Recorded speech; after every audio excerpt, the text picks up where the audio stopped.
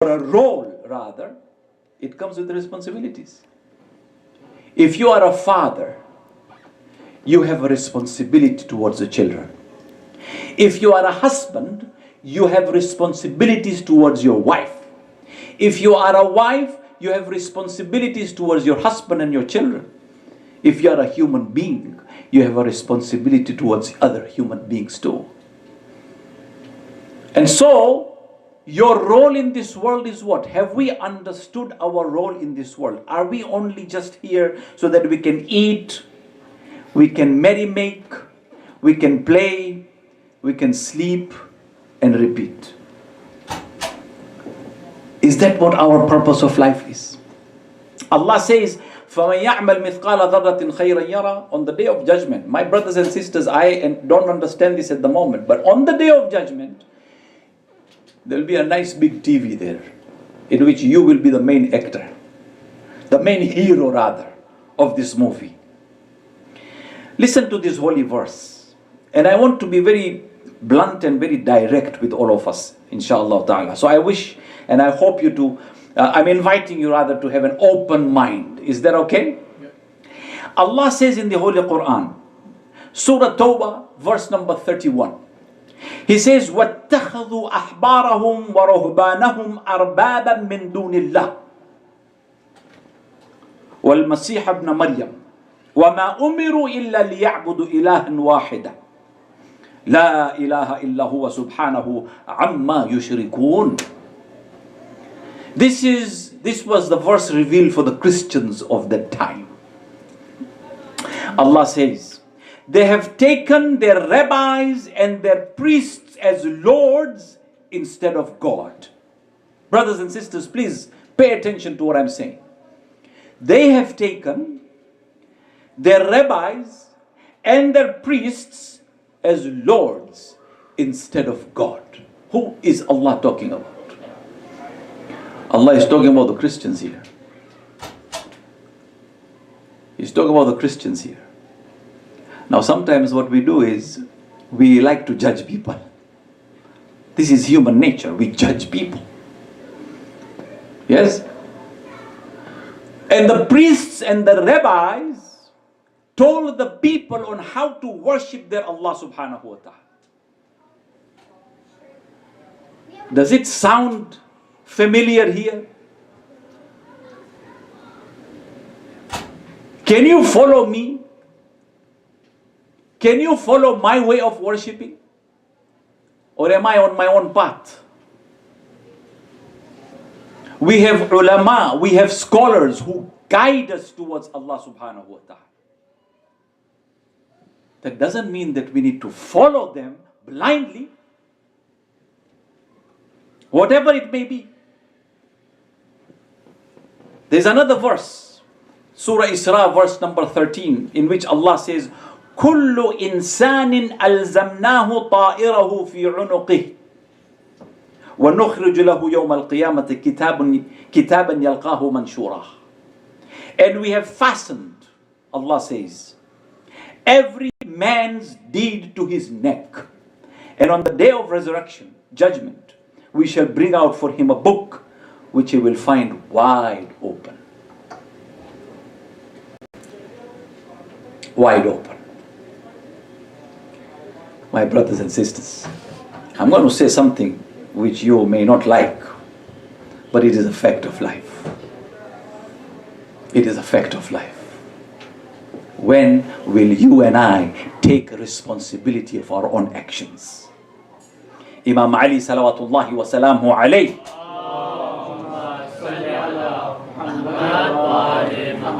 رحم الله عبدا عرف من أين وفي أين وإلى أين. May Allah have mercy on a person who knows where he is from, where he is now, and where he is going.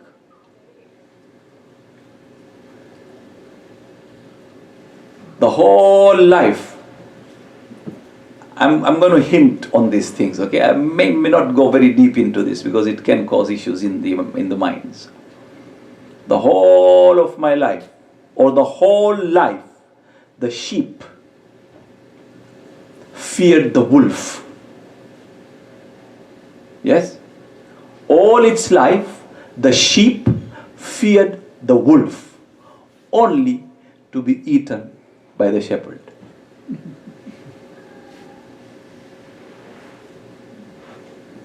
All its life, the sheep feared the wolf, only to be eaten by the shepherd. Today, if I am a follower, and Allah, by the way, dislikes blind following. Allah dislikes blind following. There is a surah in which Janab Ibrahim's story very clearly has given this indication to me and you, that there was a time, one day there was a party in this city, and there were idols that were built there in that city, or in that village, whatever it is. And Ibrahim told them, what are you guys doing? What are you worshipping? مَا لَا يَنْفَعُكُمْ وَلَا يَضُرُّكُمْ. You are worshipping stones that does not benefit you, does not harm you. It does nothing for you. It does nothing to you. I will one day break these idols, Ibrahim says. And they said, you dare do that. And one day, suddenly what happened was that the city was quiet because there was another party organized in another village. So all the village members went to that other place and they celebrated their party, whatever it may be. Ibrahim took a big hammer and he went and broke all the idols except the biggest idol. The biggest idol, he left it. And he went and put the hammer right on the shoulder of the idol. When the people came back in the evening in this village, they saw their gods dead on the floor. The idols of these people they used to worship are on the floor. And they asked, who has done this to our Lord? And someone said, well, there is this boy whose name is Ibrahim. They said, call him. Let us question him as to what he has done. So Ibrahim was brought. They said, did you break our idols? Look at the answer of Ibrahim. He didn't say yes or no. He said, why are you asking me? Ask him. Ask the one who has got the hammer hanging on his shoulder. They said, you know he can't speak. You know he can't talk. Yet you are asking us to ask him? Ibrahim said, yeah, Tell him, ask him. And the people discussed among themselves only to say to each other, you know something, we are wrong. He is right. We are wrong, but he is right. But something else within seconds happened in their mindset, and they said, no, actually, we have to kill Ibrahim here now. We have to kill Ibrahim. And then whatever happened, they built a fire and this and that, and there is one beautiful, beautiful statement on tawakkul from Ibrahim. You know, when they built the fire, and the fire was built for 3 days. It was burning for 3 days. They put him on a catapult so that they couldn't even go closer to the fire to throw him in the fire. And when they threw him in the fire, whilst on air, Allah sent Jibreel to Ibrahim and said he said to Jibreel, go tell Ibrahim, do you need help? Allah is asking Ibrahim, do you need help? Now what would you do in that situation? So Ibrahim listens to this wahi from Allah, from Jibreel, and says, Bala walakin minka fala. He says, yes, I do need help. But Jibreel, not from you. I need help from Allah subhanahu wa ta'ala. The moment this conversation ended, Ibrahim landed in the fire, and Allah says, and this verse is in the Holy Quran, Ya naru kunu bardan wa salaman ala Ibrahim.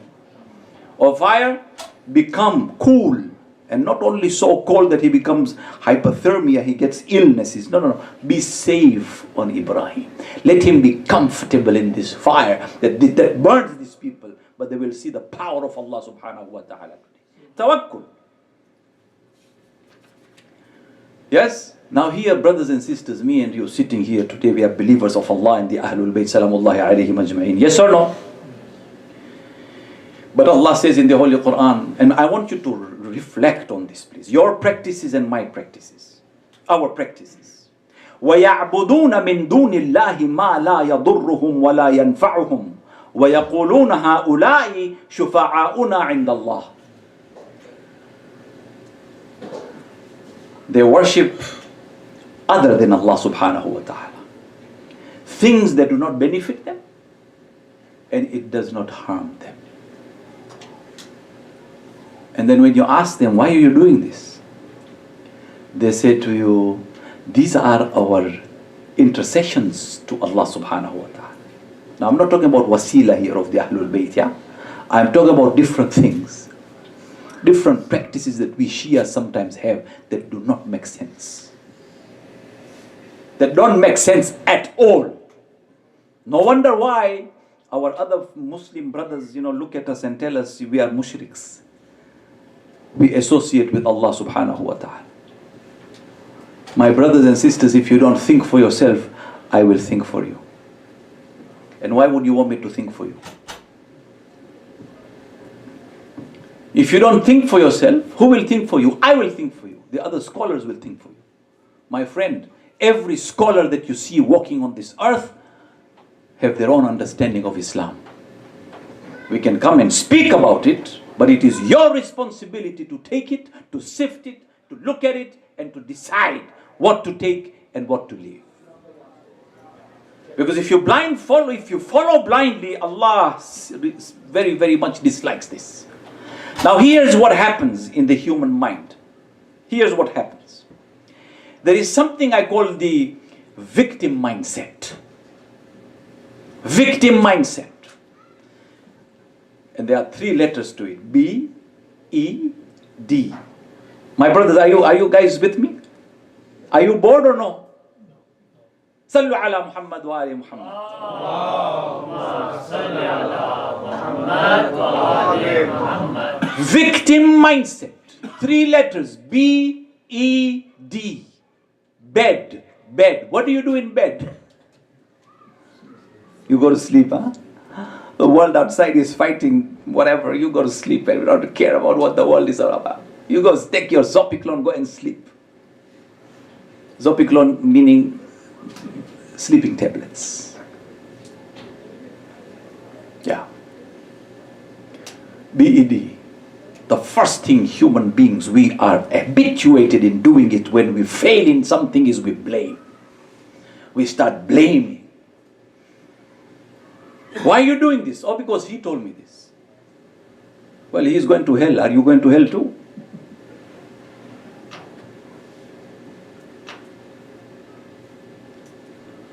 Human beings will either blame humans, events, people they will blame, events, or they will blame themselves. Mindset. Number 2, B is blame, right? Yes? Number 2, E means excuses. They will produce excuses. Human nature, minds will produce excuses, justifications, and sometimes reasons even. Why I'm doing this? Because you know what my father told me to do this. أَوَلَوْ كَانَ أَبَاهُمْ لَا يَعْلَمُونَ شَيْئًا. What if your fathers didn't know what you were doing or what he was doing in the first place? Cultural conditioning, you know what I mean? That is why when you see Iraqis, for example, have a different culture. Culture is fine, but religious rituals are universal. The love of Ahlul Bayt salamullahi alayhim ajma'in is universal. No Iraqi or Irani or Khoja or Pakistani or India can say we love Hussein more than you do. You can't measure my faith, can you? Can you measure my love for Allah subhanahu wa ta'ala? Can you measure the love of Ahlul Bayt that I have in my heart? No, I can't do the same with you too. But you will see that sometimes there are certain rituals that Iraqis have, Pakistanis don't have. That Indians have, Khojas don't have. Why? And then when you go and speak to the scholars and say, Maulana, can you please make it consistent? They say, no. So long as it does not harm your religion and your faith, let them do it. I say, well, what do you mean? Where will it end? Where will it end? Allah subhanahu wa ta'ala has sent a beautiful religion. It is called Islam. He has sent the Holy Prophet and the Ahlul Bayt salamullahi alayhim ajma'in to tell you, worship nobody else except Allah subhanahu wa ta'ala. You are not worshipping anyone but Allah subhanahu wa ta'ala. But we produce excuses. And sometimes we are so much entrenched in this ritualistic behavior. I mean, I come from a family that is religious or seem to be religious. But when I speak to my family, and we have a big family, and and when I speak to my family, when I give them these challenging, difficult questions that sometimes they cannot even comprehend or digest really, they say, but you know what, our mom told us to do this, our dad told us to do this, our scholars told us to do, our Maulana told us to do this. Yeah, fine, okay. But did you think about it yourself? Are you blaming that Maulana? Are you blaming your mother? Are you blaming for your own actions? And the third thing they will do is deny, my friends, deny. Human made, this is mindset, they will deny. So there is denial, blame, excuses, denial. Look at it, even in your daily lives. When things don't go right with you in your lives, what do? You will either blame, you'll find someone to blame, or you will find an excuse, or you will be in denial. I call this the victim mindset. If you want to change this victim mindset into a victor mindset, then I'll give you something else too. And number one is, how about taking ownership of your own life? Take ownership of your own life. You know what I mean? Take ownership of what you're doing. Stand there with your head high and say, this is the action I've taken because of reason A, B, C. Ownership. I go, like this gentleman here came and gave you a presentation about an Islamic school. Beautiful, fantastic. I have run schools as well. I have seen schools and I have visited schools. Yes? Children over there are taught to take ownership of their own learning and education.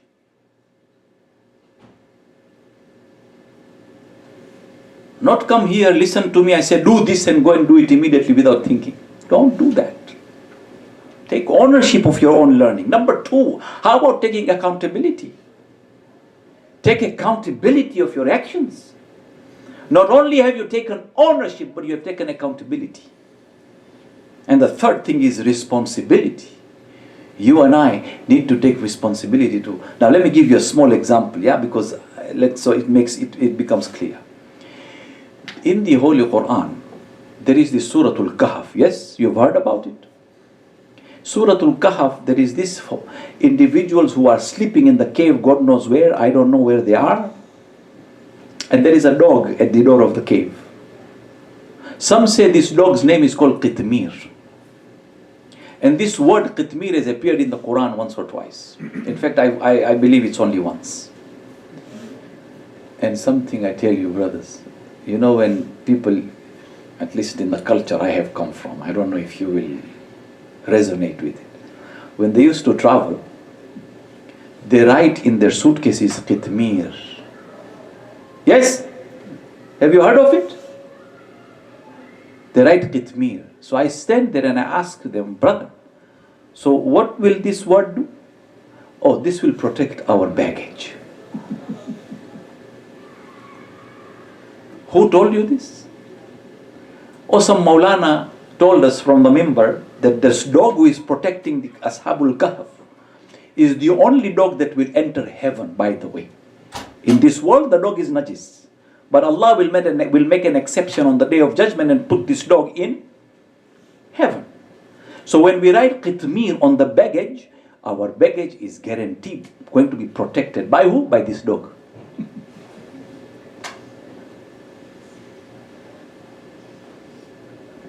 Really? Brothers and sisters. Whereas you know what Qitmir means? Those of you who know Arabic here, Qitmir means, the khajur or the date that you eat outside when you break your fast. You know what comes out in the pit? That is called Qitmir in Arabic. There was one time, someone went to the United States, he came here, and there was a dog in the airport. smelling and sniffing the suitcases and everything, and that guy suddenly starts, Sumun bukmun umyun fahum la yabsurun, Sumun bukmun umyun fahum la yabsurun, Sumun bukmun umyun fahum la yabsurun. I'm telling him, brother, what are you doing? He said, you know, there is this verse in the Holy Quran, Summun bukmun umyun. Blind, deaf, and, you know, whatever. This dog, if you recite this verse, they will not be able to see anything. I say, first of all, tell me, are you hiding anything in the suitcase? Are you hiding anything in the suitcase? Why are you afraid? Number one. Number two, who told you to recite this verse when the dog comes or the immigration officer is looking at your passport? Let them become blind and deaf. Why? For what? Is this what it is? Summun bukmun. I told him, brother, this is an American dog. It doesn't understand Arabic. You can use this verse in Arab countries, they will probably understand. But this is an American dog. It will not understand this verse. And if you are hiding anything from here, then yes, you are allowed to fear. If you're not hiding anything, sit peacefully. Tell them, open the whole thing, check it out, so what it is. But do not use Islam or do not use someone's statements from somewhere to make you feel psychologically comfortable by saying, oh, I am getting help from Allah subhanahu wa ta'ala by reciting this on another human being. What accountability and responsibility are we taking of our faith? My brothers and sisters,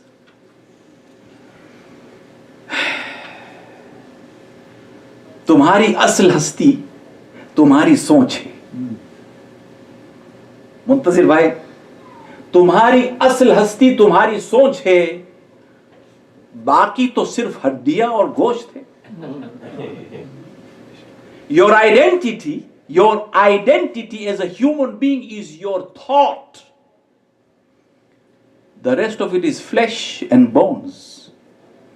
When you and I die, this is going to be dust.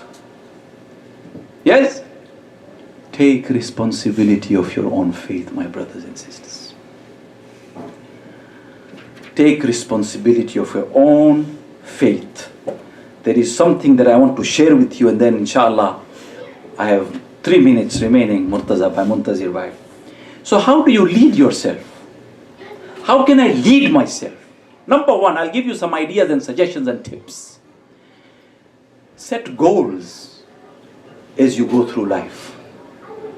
What is your goal in life? What is it? What do you want out of life? What do you want out of your faith, out of your religion? What do you want? Number two, live by example. Live by example. You want me to be a good person? Be a good person first. Show me how to be a good person. The world does not change by your opinion. It changes by your example. Number three, and this is not an easy thing to do as well. Honor others and respect them without judgment. Honor others and respect them without judgment. Embrace new ideas and opportunities. When you have an opportunity of doing anything good, do not make it wait till tomorrow. Brothers, tomorrow will never come. It may never come. There is a very powerful story. I'll take 2-3 minutes extra if that's okay. There is a powerful story. I call it the drive of life, my brothers and sisters. The drive of life. So there's this small girl now, she's an elder lady. She came to one of my trainings and she was talking about her life and she shared her story. She said, when I was a little kid, young girl, my dad came home early from work one day and said to me, dear, I'm home early, let's go have a good time outside. We will go to the restaurant, we will go and eat ice cream, we will do this, whatever, we'll go shopping. And she said, I was so happy, so excited. And I said, yes, Dad, let's go. She went, she got ready. The dad said, tell your mom, join us. 3 people in the family. She went to the mom, she says, Mom, Dad is home early, let's go. Let's go, this is unusual. Mom said, listen, I'm busy. I've got cooking to do, cleaning to do, washing to do. It's all standard stuff, yes? She said, no, you guys go. When you come back home, the house will be clean. So she said, fine. She went away with that father. She said, we had the most amazing afternoon. We went to the restaurant, we eat food, we went here, we went there, we bought things, we shopped. In the evening, we come back home. We came back home, as promised, mom had cleaned the whole house. It was smelling nice, food was ready, this, that, whatever it may be. We ate food, we enjoyed, we laughed, we spoke, we had a conversation. We watched a little TV, and we went to sleep. She says the next day, I got up. My mother woke up. My father never woke up. My father passed away in his sleep. She says from that day onwards, my mom has stopped smiling. The only question she asks herself is, why did I not join that drive of life in the afternoon?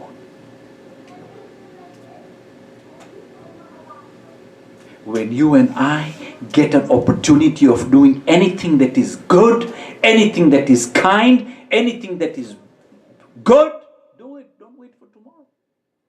Embrace new ideas and opportunities. Question everything. And make informed decisions. And by the way, brothers and sisters, do what's right, not what's easy. And finally, find goodness and beauty in everyone and everything. Because you are beautiful. Only if you see beauty within you, you will find beauty externally. Allah subhanahu wa ta'ala is beautiful. He loves beauty. He has created all of you as beautiful human beings, beautiful souls of this world. And you know something? He is wanting to empower you. And that is my message of tonight. Empower yourselves with your own brains, with your own mind, with your own intellect. You have the ability, you have the capacity. And by the way, you have the most powerful being on your side, and that is yourself.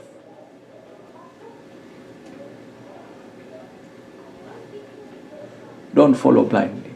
We will come and speak here. We will come and tell you what to do. I hate doing this. But please take charge of your own lives. Take charge of your own responsibilities. Take charge of your own faith. And with this, I pray to Allah subhanahu wa ta'ala to give us the tawfiq to really go deeper into ourselves and to take charge of our lives and move on in life. Wa akhiru da'wana alhamdulillahi rabbil alameen.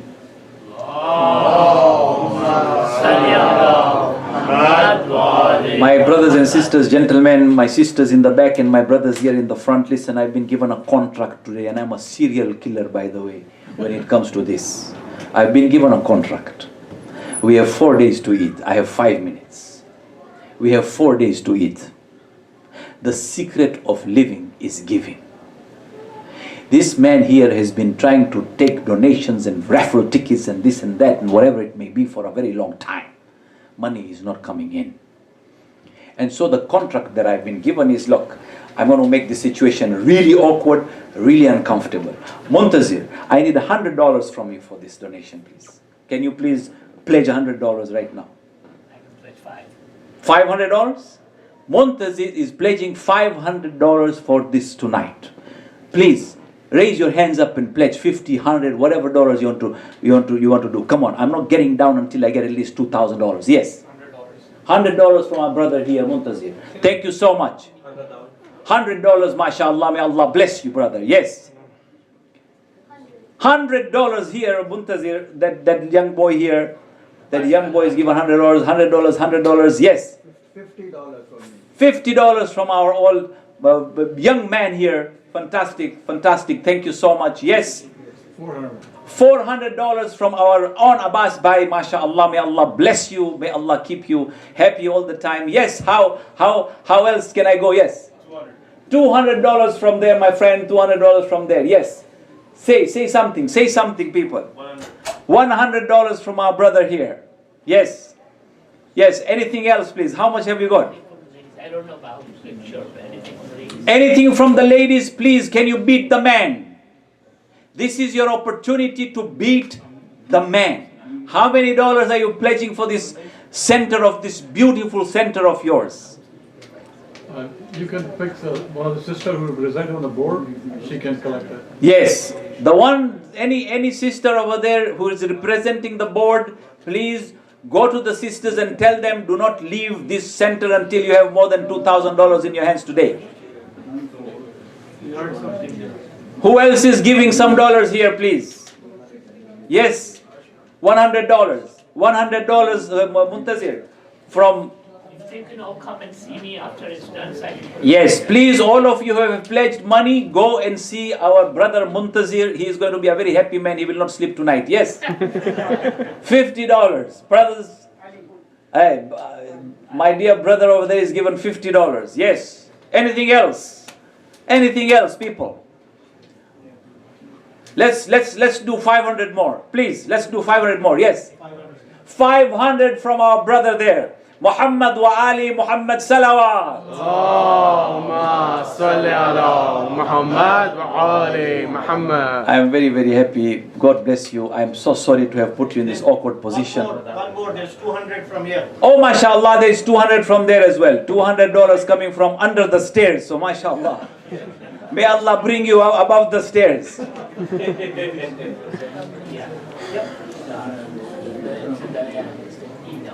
There's an email address. Yeah. Just to let you guys know, whoever has donated, just please come and see me. You will all get tickets also for the raffle, so that way you will be eligible to win something on Eid Day. So whoever has a pledge on this, come and see me and I'll give you your raffle tickets at that time. Thank you very much, my brothers. You people have really understood the essence of love and compassion because you have given from your heart without expecting anything back. May Allah bless you and your families. Wassalamu alaikum wa rahmatullahi wa barakatuh. Allahumma salli ala Muhammad wa Ali Muhammad. Zuhair, can you read the ziyarah?